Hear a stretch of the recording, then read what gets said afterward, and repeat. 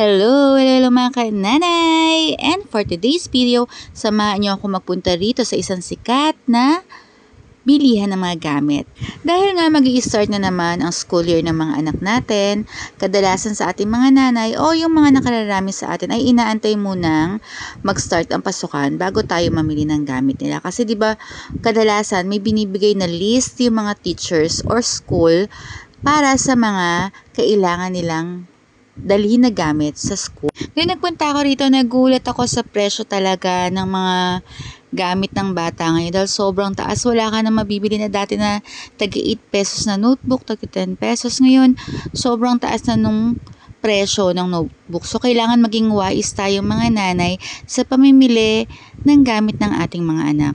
At hindi lang notebook ang tumaas, halos lahat ng kailangan ng mga anak natin sa school ay nagtaasan. Sa panahon ngayon, dapat talaga pinaghahandaan or pinag-iipunan natin yung mga bibilihin nating gamit sa eskwelahan ng ating mga anak. O kaya, paunti-unti, bibili tayo ng isa, dalawang notebook, o yung mga alam natin na kakailanganin nila para hindi na siya isang biglaan na bilihan. Sa color naman, hindi rin ako taon-taon bumibili ng color. Pagka katulad nito, yung So Big, yung dating jumbo size ng Crayola, pag may natira sila nung nakaraang year na ginamit nila, yung pa rin ang pinapagamit ko sa kanila hanggat hindi nauubos. Ang kailangan lang talaga na marami kang stock, lalo na pagka-elementary ang anak mo, nasa kinder, grade 1, ay syempre ang lapis nila na halos araw-araw nawawala. Pag ganito rin na malapit ng pasukan, ito na talaga yung sobrang daming tao kahit saan ka magpunta para bumili ng gamit ng mga anak mo.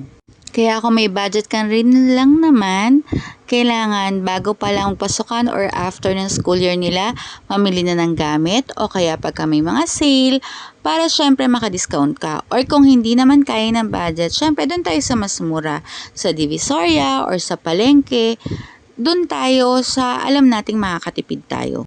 Para yung matitipid natin na budget na binili natin ng gamit sa school, pwede nating magamit syempre sa mga pambaon ng anak natin. Bukod sa mga school supplies, syempre kailangan din nating bumili ng ilan pang kailangan nila. Pwede rin tayo mag-recycle ng mga notebooks na ginamit na nila noong nakaraan. Kung pwede pa nilang gamitin ngayon, bakit hindi? Isa pang tipid tip sa inyo mga kananay, kung meron kayong mga kakilala na same year level ng anak nyo or same grade level, magsabay-sabay kayong bumili sa Divisoria o kung saan malapit sa inyo ng wholesale price.